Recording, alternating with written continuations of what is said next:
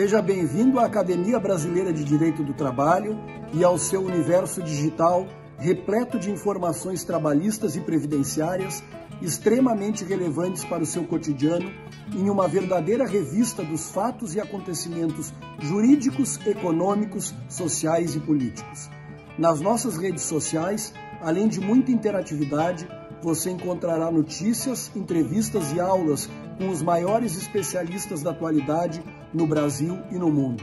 Eu sou Gilberto Stirmer, titular da cadeira número 100, e estarei com você no universo digital da nossa Academia Brasileira de Direito do Trabalho.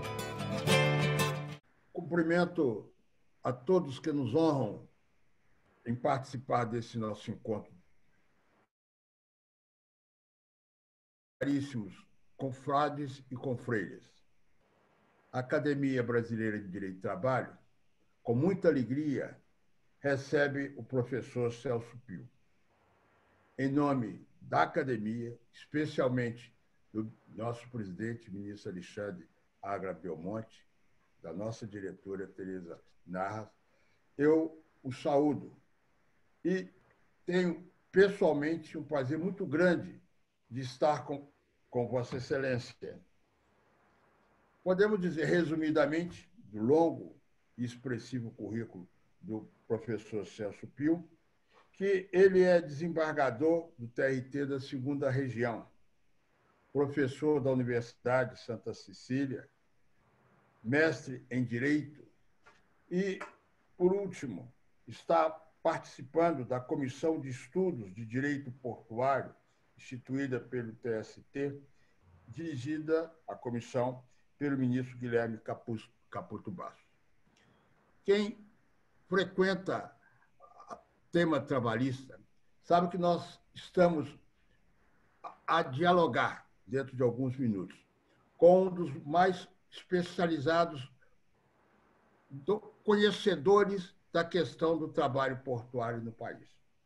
Sua Excelência, pela trajetória de vida, foi juiz do trabalho, se bem me recordo, em Guarujá, de sorte que, por dedicação, uma opção pessoal, ele se voltou para as questões portuárias e enriquece os nossos estudos sobre essa matéria. Caríssimo Celso Pio, se Vossa Excelência assim me permite.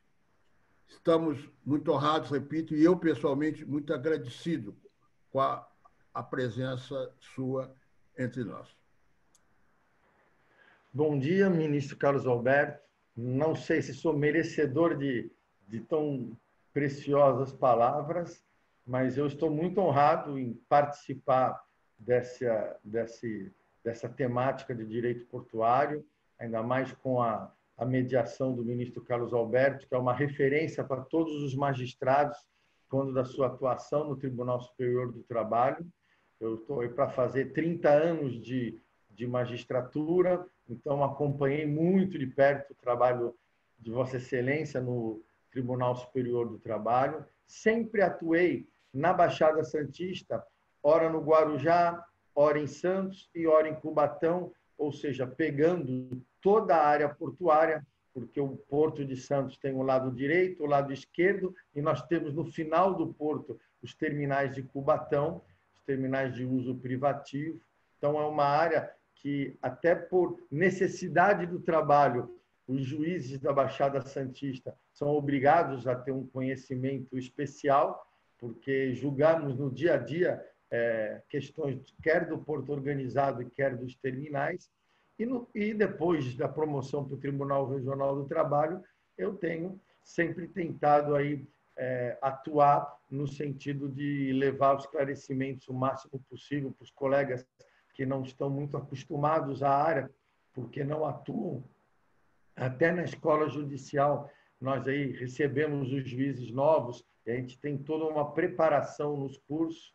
Então, espero aí com a nossa conversa de hoje, nesse momento aí de grandes alterações legislativas, poder trazer para todos os telespectadores um pouco dessa nova fase do direito portuário do trabalho. E, por último, agradecer ao ministro Agramonte e a doutora Tereza Narras, nossa juíza aqui da 2ª Região, que é muito querida. Pois é, o Celso, Pio, se Vossa Excelência assim permite para nós dialogarmos mais facilmente. Essas breves explicações mostram que nós vamos navegar em águas tranquilas sobre o tema de trabalho portuário. Doutor, nós bem sabemos que vivemos um momento atípico em decorrente dessa pandemia que nos assalta. Em relação a todos os trabalhadores, o presidente da República editou em abril uma medida provisória que foi a 936. Foi fundamental para estabelecer, vamos dizer assim, encontrar um caminho para as empresas e para os trabalhadores. O trabalho portuário é muito específico, tem suas particularidades. Em 4 de abril de 2020, o presidente da República editou a MP 945 sobre medidas temporárias para enfrentamento da pandemia da Covid-19 no âmbito do setor portuário. Já em 24 de agosto de 2020, essa medida provisória foi convertida na Lei 14.047. Houve algumas alterações no curso da análise dessa medida provisória na Câmara, que posteriormente foi até ratificada pelo Senado.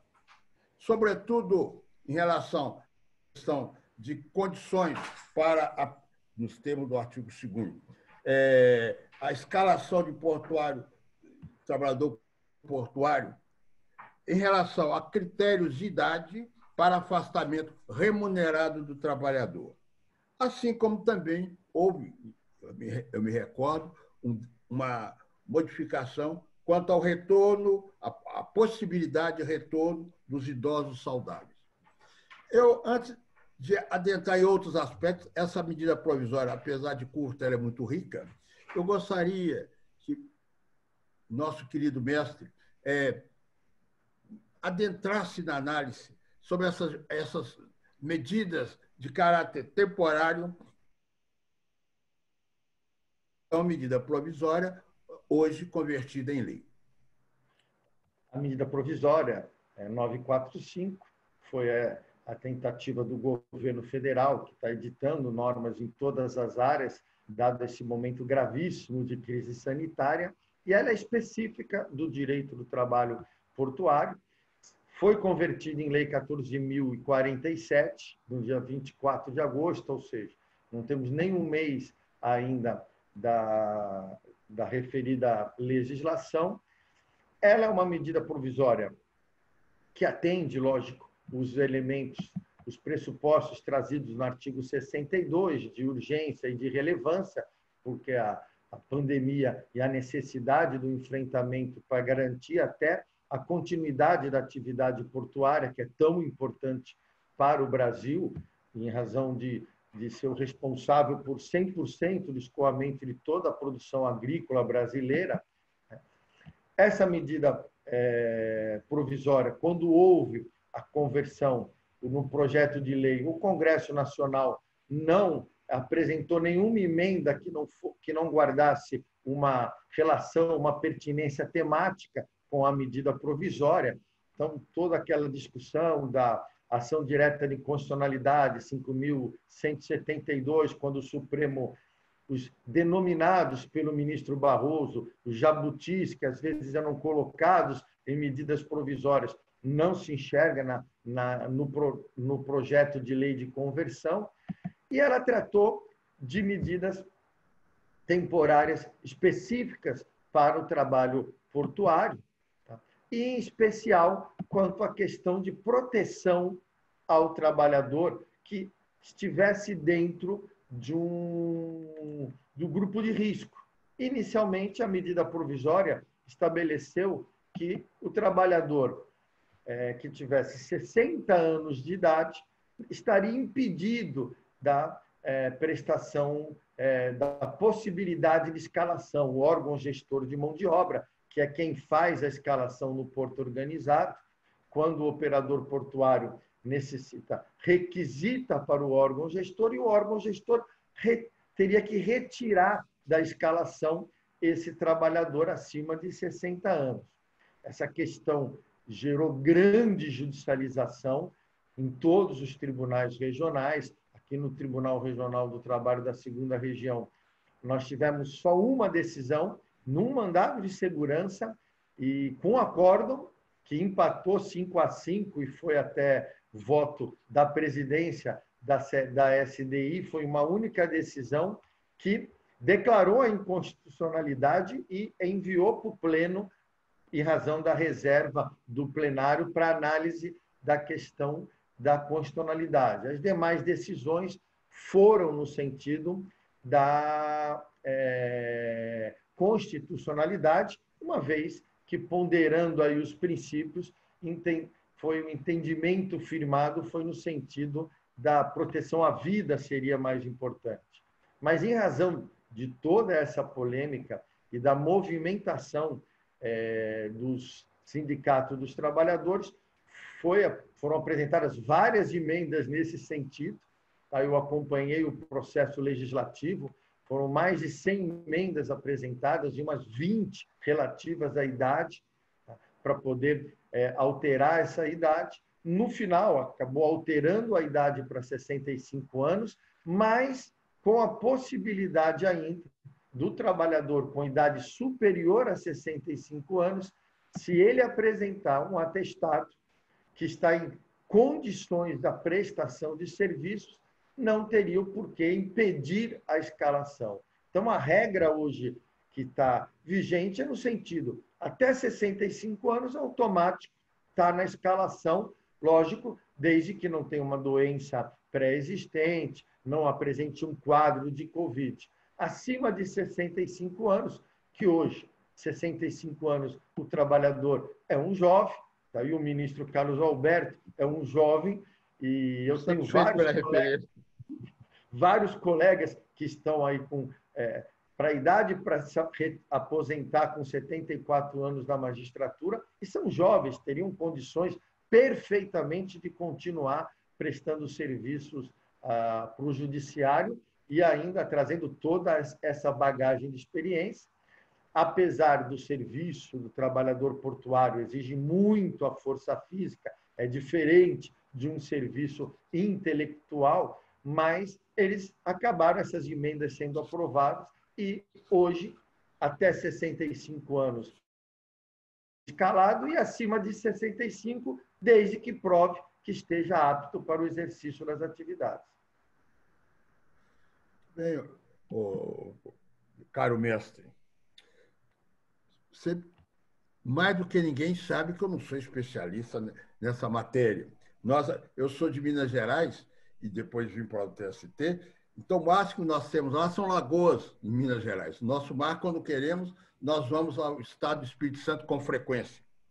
Mas, ao estudar essa matéria, para exatamente me enriquecer com esse contato, eu deparei com uma circunstância muito específica dessa lei, né? Essa lei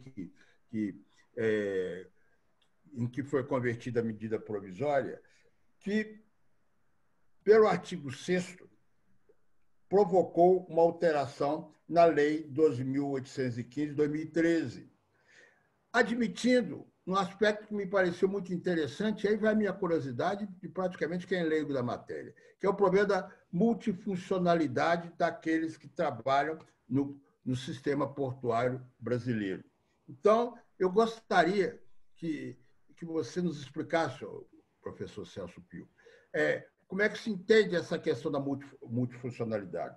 Quer dizer, desde que a pessoa seja qualificada, não é isso? Aquelas vários tipos de atividades que podem ser desempenhadas pelo trabalhador portuário. A Lei 12.815 já trazia a possibilidade da implantação da multifuncionalidade, mas que dependeria de negociação coletiva. Transferia para a negociação coletiva o entendimento entre as categorias para a multifuncionalidade. O que vem a ser a multifuncionalidade?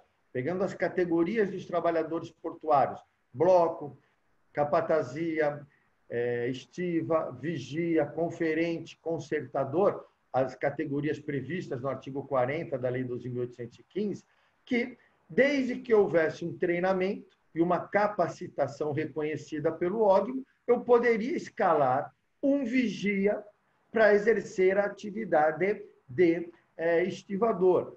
A ideia, na medida provisória e posteriormente na lei, ela caberia perfeitamente para evitar a paralisação e a contratação fora do sistema ógnimo, porque colocando a idade com 60 anos, nós tínhamos categorias aqui na segunda região, no Porto de Santos, que 90% dos trabalhadores tinham mais de 60 anos, a categoria dos conferentes. Então, ia acabar impedindo a escalação de trabalhadores cadastrados no ógnimo para o exercício da atividade de conferência. Então, a ideia foi qualificar para que os trabalhadores do próprio sistema que estão registrados com uma outra categoria, não teria necessidade de um novo registro no ógnimo, desde que ele fosse capacitado, ele poderia ser escalado para evitar a contratação direta pelo operador portuário fora do sistema, para não ocasionar uma quebra, uma paralisação na operação portuária. A lei ela alterou de forma definitiva. Esse é um ponto que é contestado pelos sindicatos dos trabalhadores, porque ela seria, segundo os sindicatos, a tese seria muito razoável para o período temporário da pandemia. Mas foi uma lei que acabou alterando de forma definitiva a Lei 12.815, a redação, possibilitando hoje a multifuncionalidade. A título de informação, atualmente está um curso para os vigias portuários, o ógnimo está realizando um curso para qualificá-los para exercer a função de estivadores. Então, esse trabalhador portuário avulso vai estar registrado como vigia, mas poderá, na ausência de estivador, ser escalado pelo ógnimo para uma atividade na operação portuária para exercer o trabalho da estiva. Muito interessante esse caráter de definitividade e um aspecto relevante, me parece, né, o professor Celso Pio, que é exatamente o afastamento da atuação sindical para que tal se operasse, né, para que ocorresse essa multifuncionalidade. Agora, também você quer fazer algum comentário? Não, a questão essa colocação do ministro Carlos Alberto eu acho perfeita. A ideia de toda a construção da Constituição foi no sentido de valorizar a negociação coletiva. Eu até atuo na SDC também, na segunda região, aqui na seção de distritos coletivos. A ideia toda da Organização Internacional do Trabalho é fomentar a negociação coletiva como o melhor instrumento de pacificação social. O Supremo TST tem jurisprudência pacífica no sentido de prestigiar a negociação coletiva. E é uma crítica que é feita a essa alteração definitiva porque ela afastou a negociação coletiva, o que poderá gerar um conflito entre as categorias, porque não foi acordadas por ela. E a lei só falou multifuncionalidade, como? Ele vai poder concorrer ou é só força suplementar? A lei não disse isso. Então, o órgão vai poder escalar direto ou só na ausência do outro. Então, teremos problemas práticos que uma negociação coletiva resolveria e agora vai, dependendo da atitude de cada órgão, poderá uma judicialização. Exatamente. Mas há um campo em que pode haver atuação sindical. Isso é possível. Agora, um outro aspecto também que me pareceu muito relevante, já na medida provisória e posteriormente convertida em lei, é o problema da greve, a alteração da lei da greve, na Lei 7.783 de 1989, situando a greve na atividade portuária como sendo atividade essencial. Esse é um aspecto, a meu ver, de extrema relevância. Eu gostaria de ouvi-lo. Esse é outro ponto que não é a lei não trata apenas para o período da pandemia. Também alterou de forma definitiva, acrescentando o inciso 15 para enquadrar a operação portuária como atividade essencial. Aqui no Porto de Santos, as categorias começaram, agora está impedido o direito de greve, porque com a atividade essencial fica complicado o exercício da forma de pressão dos trabalhadores para a melhoria das condições sociais. Mas eu vejo que tem que ser uma análise mais ampla, porque o enquadramento como atividade essencial, e não poderia ser diferente, como a Constituição garante o direito de greve, inclusive nas atividades essenciais, essas atividades essenciais apenas têm um procedimento que deve ser assegurado, nos termos do artigo 11 da Lei de Greve, a prestação dos serviços indispensáveis ao atendimento das necessidades inadiáveis da comunidade. E a Lei de Greve diz quais são as características das necessidades inadiáveis. É aquelas que coloquem em perigo iminente, sobrevivência, saúde e segurança da população. E aí a indagação é exportação, porque o porto ele carrega e descarrega. Exportação, eu vou exportar soja, eu vou exportar qualquer granel, vou exportar carro. Coloca em perigo iminente a sobrevivência, a saúde e a segurança da população? Se entender que não, essa greve pode atingir 100%, porque, na verdade, ela não teria nenhum serviço indispensável. Mesmo a importação de carros, importação de produtos eletrônicos, também não coloca em risco a sobrevivência, a saúde e a segurança. Então, acho que nessa hipótese, é a hipótese dos serviços essenciais, onde os sindicatos poderão garantir, eu garanto, 100% do serviço inadiável. Me informe o produto, se estão trazendo insumos para a fabricação de remédios, equipamentos hospitalares, ambulância. Se houver realmente algum produto para ser manuseado, descarregado no porto, que realmente guarde relação com a saúde, com a segurança da população, esse tem que ser garantido 100%. Mas o Brasil uma característica tipicamente de exportação agrícola. A exportação não coloca em risco, por uma boa parte dos doutrinadores que eu já li a respeito, não coloca em risco a sobrevivência, a saúde e a segurança.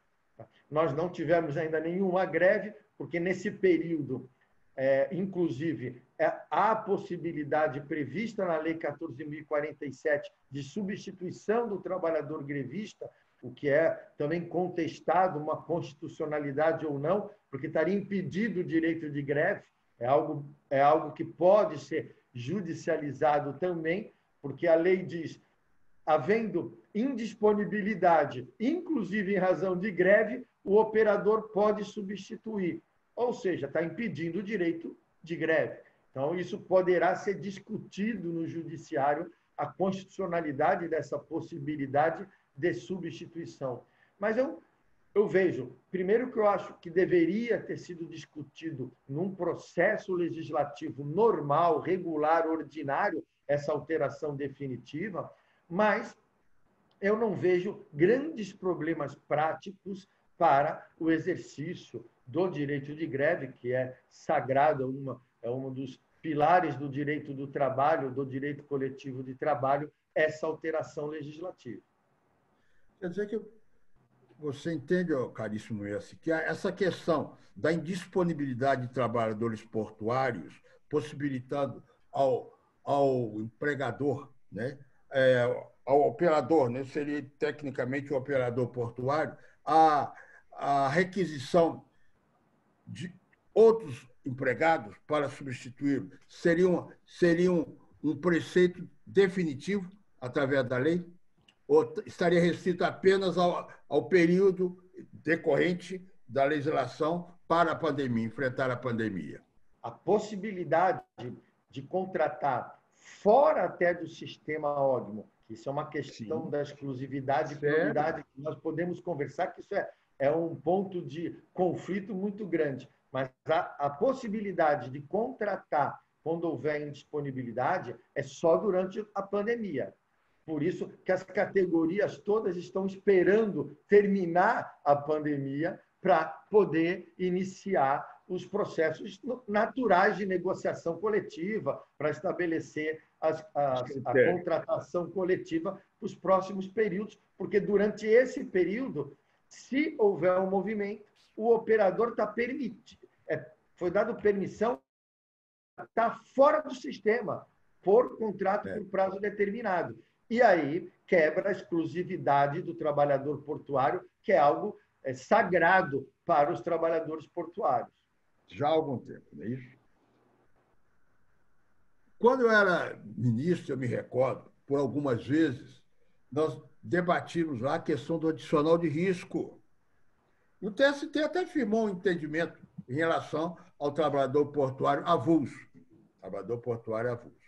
Agora, nós tivemos uma decisão recente do Supremo, agora, em junho de 2020, que fixou tese de repercussão geral 222, qual entendeu-se que a extensão do adicional de risco portuário ao trabalhador portuário avulso. É um tema muito relevante que diz interesses muito próximos, sobretudo daqueles que estão vinculados ao OGMO, né? Qual é a sua reflexão sobre essa questão, caríssimo Celso? Ministro Carlos Alberto, esse é um ponto que gera uma preocupação nos OGMOs e nos operadores portuários extraordinária, porque pode levar a um passivo judicial extraordinário. É interessante porque essa decisão, esse recurso extraordinário, foi em razão de uma decisão de embargos do Tribunal Superior do Trabalho de 2009. Nessa decisão de 2009, foi a última decisão que foi reconhecido o adicional de risco para o trabalhador avulso. A partir dessa decisão, o Tribunal Superior do Trabalho modificou o seu posicionamento e isso estava 11 anos, estava pacificado, não só no Tribunal Superior do Trabalho, mas em todos os tribunais regionais, acompanhando o papel do Tribunal Superior de uniformizar a interpretação sobre a legislação federal. Era uma questão muito simples de julgamento nos tribunais regionais, porque nós adotávamos a jurisprudência uníssona, pacífica do TST. Essa decisão, o Supremo Tribunal alterou o posicionamento, deu uma interpretação ampla para a isonomia prevista no artigo 7º entre trabalhador avulso e trabalhador com vínculo empregatício, fixou a tese, o tema de repercussão geral 222, que diz sempre que for pago ao trabalhador com vínculo permanente, o adicional de risco é devido nos mesmos termos ao trabalhador portuário avulso. Assim, a redação do TST, do Supremo Tribunal Federal, nós tivemos já uma reunião até na comissão de estudos comandada pelo ministro Guilherme Caputo, só sobre o adicional de risco, e geraram, assim, várias interpretações sobre o alcance dessa redação da tese de repercussão geral. A necessidade de existir o paradigma, ou é o labor no ambiente de risco que vai gerar. Então, esse é um primeiro ponto. Segundo, se um operador não paga para o trabalhador com vínculo o adicional de risco, ou seja, ele não está pagando, está violando, então ele não precisa pagar, porque como não paga para o trabalhador com vínculo, também não precisa pagar para o trabalhador avulso. Ou seja, são questões que vão gerar, já estão gerando, já tem muita ação entrando na Justiça do Trabalho. Eu fiz para essa reunião do grupo de estudos, eu fiz uma pesquisa aqui com os colegas de primeiro grau, eu liguei para os colegas de Santos, do Guarujá, para verificar se estariam aumentado o ajuizamento, ou seja, todos eles falaram, estamos recebendo diariamente ações onde os trabalhadores avulsos postulam adicional de risco. Então, temos vários problemas. Precisa realizar perícia ou precisa indicar paradigma? Precisa verificar se o ambiente é de risco e o adicional de risco, só lembrando, ele engloba periculosidade, insalubridade, ou seja, engloba todos os adicionais. Então, são muitas questões que o TST vai ter que resolver, porque é a interpretação da lei infraconstitucional para dizer o alcance dessa isonomia trazida pelo Supremo Tribunal Federal. Mas, assim, a possibilidade de gerar um passivo assim, muito grande. Extraordinário. Extraordinário. É verdade, é verdade. Muito bem, caríssimo Celso. Mas essa questão de adicional de risco, eu me recordo, era objeto de muita discussão entre nós. Depois houve a pacificação mesmo, não é isso? Houve, baseado no princípio de isonomia. Agora, essa hipótese que você até levantou, eu até gostaria de ouvir de forma muito específica. Se o empregador não paga o adicional, se o trabalhador portuário com vínculo, que tenha vínculo, ele não recebe o adicional de risco, como é que ficaria a hipótese do trabalhador portuário avulso? Eu acho essa questão uma indagação muito interessante. Você tangenciou. Eu gostaria de saber qual o seu posicionamento pessoal. Como você entende essa questão?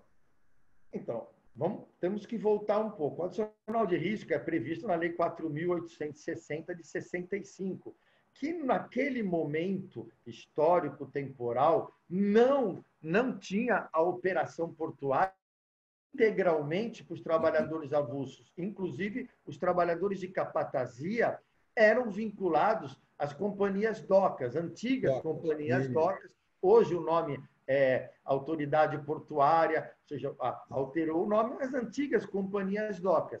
Então, esses trabalhadores... Estatal, né? Bem me recordo.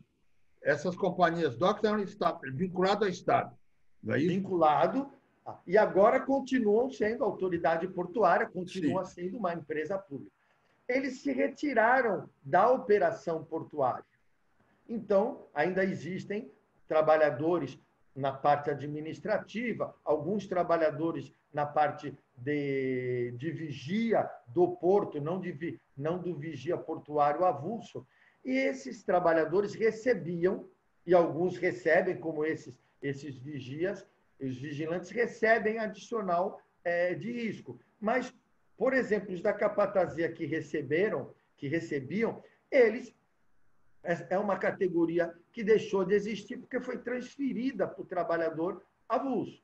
Agora, se a autoridade portuária reconhece, vamos dar um exemplo aqui, por ato administrativo, reconhece a Ilha Barnabé, que é uma área portuária dentro do porto organizado, como uma área de risco, e todos têm que receber adicional. Ainda que não tenha nenhum trabalhador com vínculo recebendo adicional, o fato gerador de um adicional de risco, que é um adicional de remuneração, que visa compensar o trabalho numa situação mais desgastante, se esse adicional visa compensar o trabalho, não há necessidade, por si só, no meu modo de ver, da existência de paradigma. A leitura do texto, do verbete da repercussão geral, foi no sentido da isonomia. Se recebem, tem que receber. Ou seja, mas se recebem, se trabalharam em ambiente de risco. Então, eu acho o que caracteriza o adicional de risco ou o direito ao percebimento é o trabalho em condição de risco. Porque, senão, um ato ilícito de um operador de não pagar o adicional, ele estaria se liberando do pagamento do adicional para os trabalhadores avulsos. É uma questão que vai ser judicializada, vai parar no Tribunal Superior do Trabalho para ele definir o alcance desta isonomia, se tem que ter paradigma ou não tem que ter paradigma. Lembrando que o acórdão ainda não foi redigido. Tá? A tese de repercussão geral já tem validade, já tem que ser aplicada pelo juiz desde o dia, acho que é 13 de junho de 2020, porque ela entra imediatamente. Agora, Sim. o acórdão, que pode eventualmente modular e trazer mais luzes para o primeiro grau, para os tribunais regionais do trabalho, ainda não foi redigido. Então, temos que esperar, eventualmente, nessa redação, pode ser esclarecido. Mas eu já, na minha pesquisa, vi colegas julgando de pronto improcedente, porque não indicou paradigma. Já vi colegas designando perícia para verificar, primeiro, se o ambiente é insalubre, perigoso, que se enquadra no ambiente de risco. Então, as decisões de primeiro grau não estão conflitantes. Vai haver necessidade de um posicionamento para poder uniformizar. Eu espero que o Supremo, na redação, module o verbete para deixar mais claro para a magistratura trabalhista poder não interpretar, não retirando o direito de interpretação, que a hermenêutica é a parte mais bela do direito, essa interpretação, mas pelo menos direcionar mais, porque essa questão é muito delicada. No meu modo de ver, tem que ser devido pelo trabalho em condição de risco.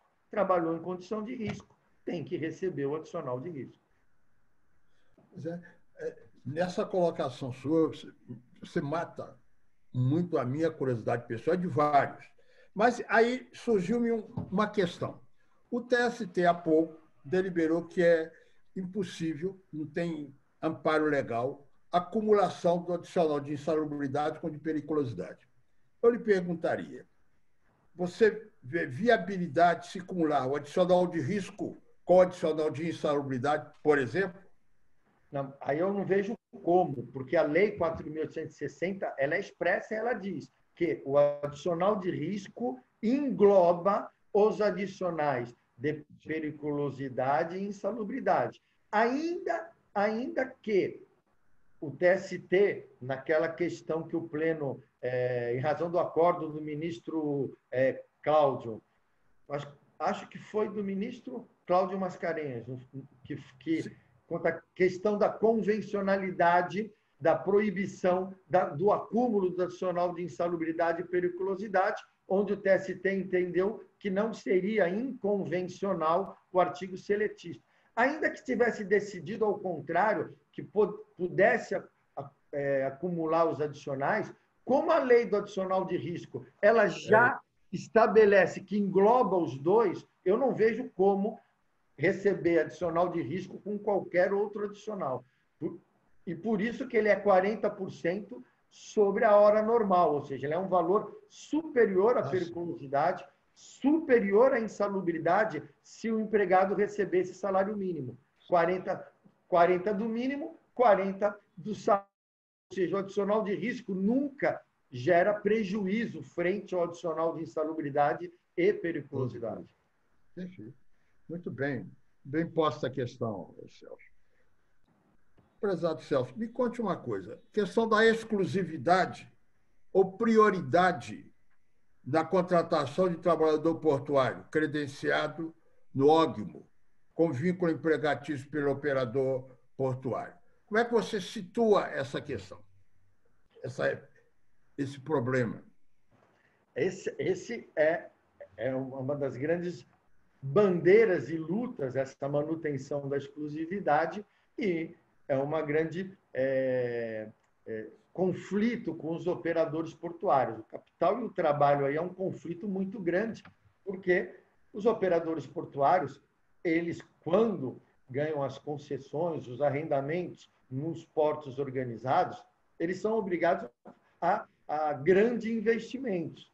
Antigamente, a área portuária, o trabalho era mais manual. Hoje, Você vai no Porto de Santos, os terminais, perdão, os terminais são todos informatizados. Há uma automação muito grande. Essa automação muito grande leva à diminuição da quantidade de trabalhadores portuários necessários para o término do trabalho.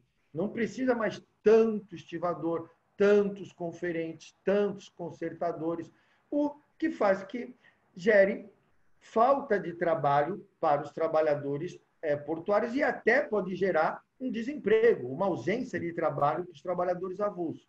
Por essa razão, a Organização Internacional do Trabalho, preocupada com os efeitos da automação no mercado de trabalho dos trabalhadores portuários, editou uma convenção ratificada pelo Brasil, a 134, onde diz expressamente que o trabalhador portuário deve ter prioridade na contratação por prazo indeterminado.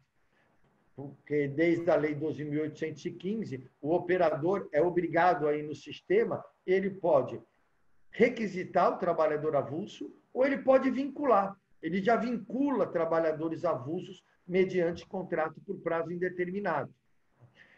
Só que esta vinculação por prazo indeterminado, os operadores,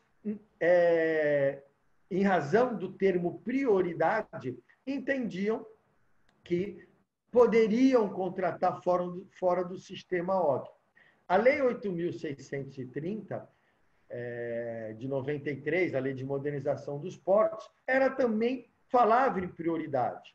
Mas já durante a Lei 8.630, apesar de muita divergência jurisprudencial, no final, o TST já tinha se posicionado, até o pleno, no sentido da necessidade, que aquela prioridade obrigaria primeiro oferecer o serviço para o trabalhador portuário cadastrado no OB.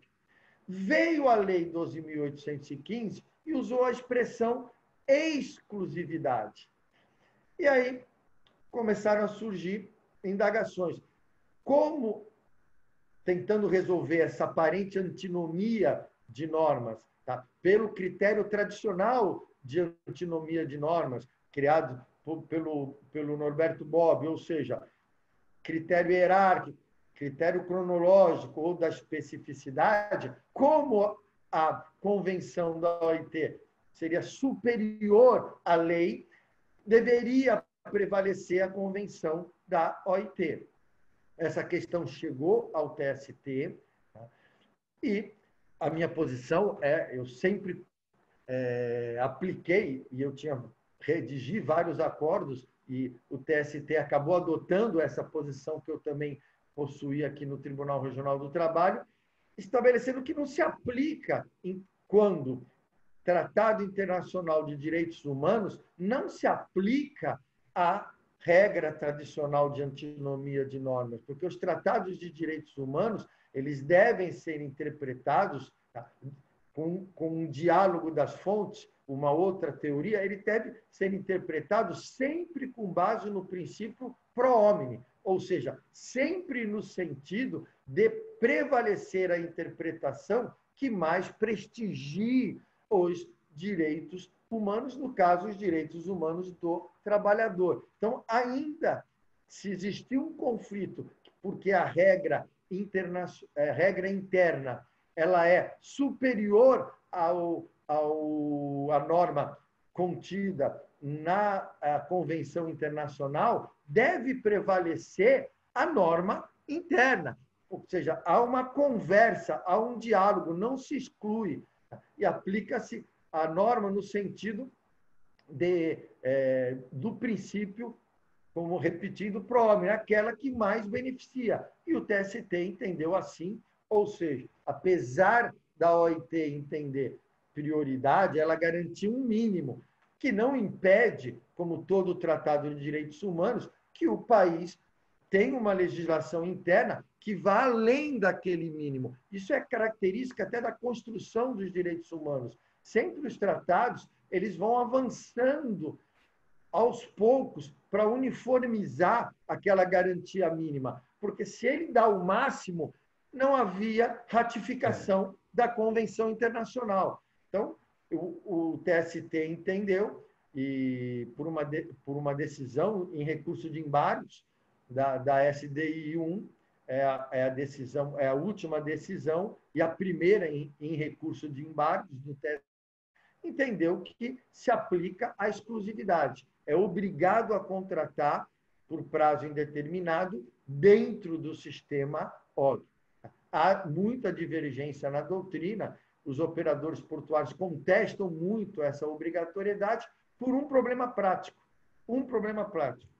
Se o avulso ele retira por mês, a título de exemplo, R$7.000, um operador portuário ele abre um processo para vinculação, oferecendo um salário de R$5.000.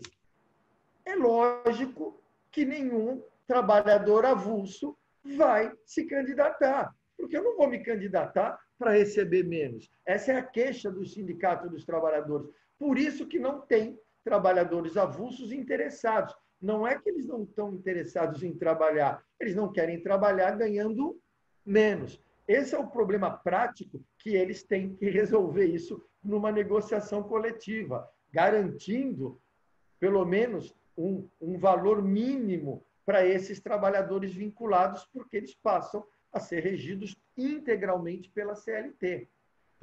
Então eles reclamam muito que eles abrem processos e não têm interesse. E isso eles querem vincular. E aí eles procuram fora do ógmo, aí o sindicato entra com ação, dizendo que não pode, que é uma tutela antecipada para uma obrigação de não contratar fora do sistema ógmo. Isso é um problema muito delicado que ainda persiste em todos os portos brasileiros. Sua resposta é muito rica, sobretudo, a meu ver, quando reflete sobre o diálogo de fontes. Eu, apesar de ser muito leigo no assunto, mas do ponto de vista doutrinário, eu acho que está muito bem assentado o seu posicionamento. Muito bom. Agora, eu colocaria um outro tema específico, o problema dos créditos trabalhistas. A responsabilidade do ógmo e dos operadores portuários, inclusive com um aspecto específico, qual seja, daqueles operadores portuários que não se beneficiaram, não se valeram do serviço do trabalhador avulso. Como é que você situaria a questão? É uma esse é um ponto assim, crucial que tem que ser resolvido, porque o passivo em vários portos organizados, o passivo do órgão gestor de mão de obra é um passivo assim, em Santos, o que, quando houve uma apresentação, é mais de R$1 bilhão. Ou seja, é um passivo muito complicado de ser quitado. E eu acho que a interpretação tem que novamente buscar um diálogo de todas as fontes. Nós temos uma lei de liberdade econômica. Agora, imagina que eu me aposento, vou montar com o ministro Carlos Alberto uma operadora portuária. Nós somos obrigados a nos registrar na autoridade portuária, somos obrigados a requisitar, fazer parte, associar o ógmo. Não é uma associação voluntária, é uma associação obrigatória. Nós já começamos a nossa atividade econômica tendo que dividir esse passivo que nós não nos beneficiamos. Então, esse é um problema seríssimo. A lei 12.815 traz a responsabilidade solidária do ógmo em relação ao operador portuário.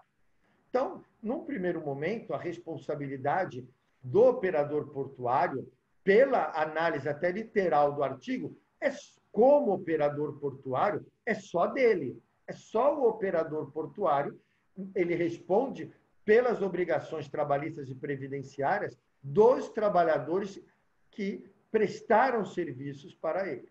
Mas aí o ógmo responde para todos. E eu sou associado do ógmo. Pode o ógimo transferir, que não é do ógimo, é de um outro operador. Se eu tenho uma associação, ambos associados, não se pode transferir dívida de um associado para outro associado. Isso é da característica da associação. E uma pesquisa no STJ é claro que não se comunica dívida dos associados. Eu respondo como associado por conta de luz, por salário dos trabalhadores do ógimo. Isto não tenha dúvida, porque isso não é dívida de outro associado, isso é dívida do ógimo. Se é dívida do ógimo, eu tenho que responder. O que ocorre? Tem vários operadores aqui no Porto Organizado de Santos, onde eu posso dar um testemunho, tem mais de 30 que já não estão mais operando. Uns até porque quebraram, faliram, fecharam, e outros deixaram de exercer atividade. E esse passivo todo é dividido entre esses operadores portuários. Já tem judicialização de operador portuário não querendo pagar essa conta, não concordando com o pagamento dessa conta. E esse é um problema que vai cair no judiciário, porque está tomando proporções. Nós temos uma execução unificada no Tribunal Regional do Trabalho de processos antigos. Acho que desde 2018, as execuções não vão mais para essa central de execução. Nessa central de execução de processos contra o ógimo, a parcela mensal do ógimo é próximo a 2 milhões de reais por mês que o ógimo deposita para pagar isso há anos já. Há anos, 2 milhões. Mas 2 milhões num universo de 1 bilhão, de mais de 1 bilhão, ele não paga nem os juros. O problema é que não está encerrando o problema. Você está jogando um problema que vai explodir a qualquer momento. E aí nós temos, operador, como eu posso ter a minha liberdade na minha atividade econômica ameaçada por uma dívida que não é minha? Pode até ser mais grave. Eu entrei agora, não só não é minha, como eu nem fazia parte do ógimo naquele momento. Então, um operador hoje, se entrar, vão ser 3 áreas aqui, vão ser licitadas no Porto de Santos. O operador vai entrar. Eu entro já respondendo por essa dívida, eu tenho que pôr isso no meu plano, no meu plano de negócio. Porque se eu responder, eu não sei se é viável ou não. Isso pode afetar a economia do país e até esses investimentos necessários, porque daí é sabido que o poder público não tem condições de investir na área portuária, e por isso a concessão, e por isso hoje, eu tenho 55 anos, eu conheço o Porto há muito tempo. Então, hoje você anda pelo Porto, você tem operadores totalmente automação. Isso só é possível com o dinheiro da iniciativa privada. Você pode impedir o acesso à participação de companhias se elas forem responsáveis por esse passivo. Essa é uma situação muito delicada, vai ser o próximo ponto da reunião do grupo de estudos que o ministro Caputo preside no TST. O próximo tema é exatamente responsabilidade do operador, do ógimo. Todas essas situações vão ser apresentadas por 2 ou 3 participantes do grupo. Cada reunião, alguns participantes apresentam seus pontos de vista, mas, ministro, essa é uma questão